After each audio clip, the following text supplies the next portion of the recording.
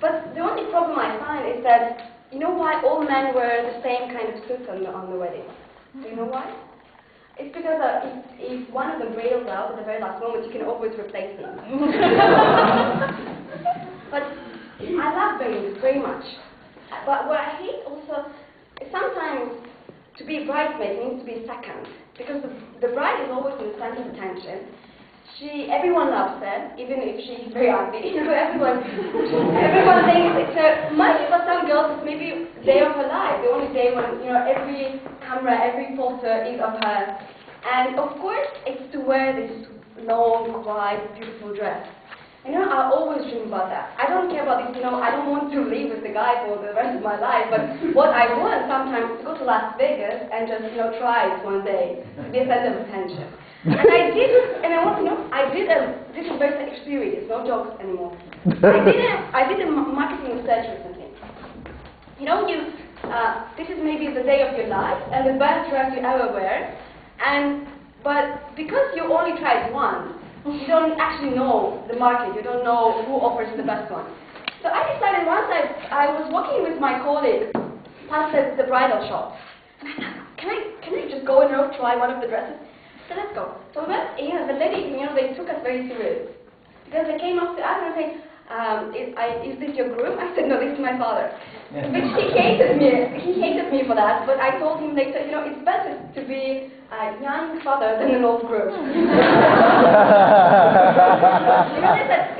They said, of course, I can imagine they have all sorts of idiots coming to a shop just to wear a dress. So before you try anything, they ask you to register, like put your name, your address, phone number, like email address. I said, no, we can't play that. No, we were joking, They're serious kind of people. So we said, of course, we can steal everything. I put the name of the groom, and then they asked, when is the wedding? I said, well, in January, because I had to do it very fast. And they said, okay, oh, January, so that's very soon, it's coming like in 2 months. You better go and, and really decide about the dress. And they said, we can't order any dresses for you. You can only take the ones that are in the shop. This is a true story. I'm not making this up. We really did it. And we picked a few dresses. First we took like these silly kind of fluffy dresses, but then we really decided to go for stylish and pretend that I'm really picking a dress for myself. And they were very serious, like really serious. They brought me nice shoes, with high heels, and well, we tried 5 dresses on that night. We only came in for 5 minutes. It ended up after 1.5 hours, but it felt very nice. And they said to my father, they said,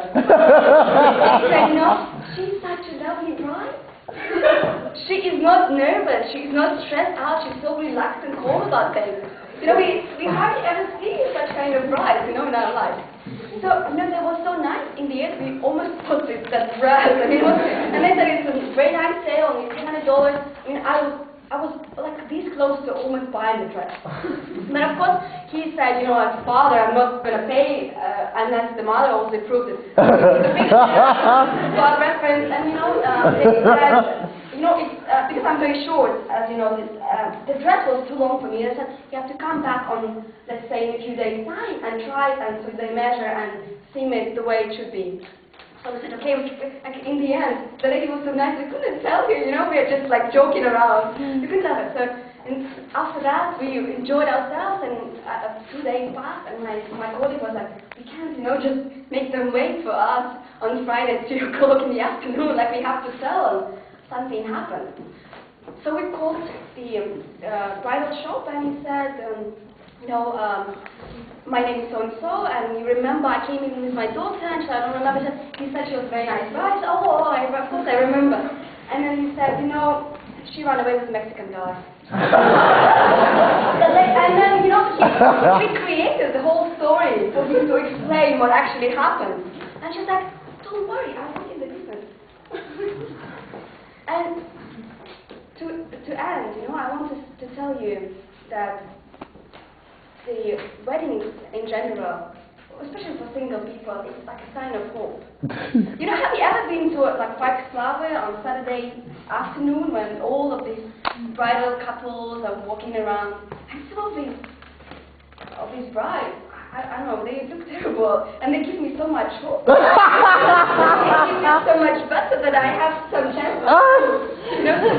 And one of my favorite moments at the wedding, which also gives lots of hope but never works, is when the bride throws the bouquet. And I have to tell you, I've done it 5 times. I feel the wedding wasn't quite good as if I didn't.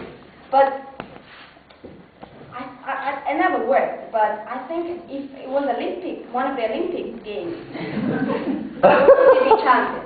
And I have to tell you, like how you should really be, you know, ahead of all other girls. That you have to really see when the bride is going to do it. Because the bride, you know, usually she doesn't care, you know, she doesn't care like where to throw or anything. She's just like at the end of the night on high heel shoes in like this cold dress. You don't care of anything. But if you're tall, use the advantage. If you're short like me, jump.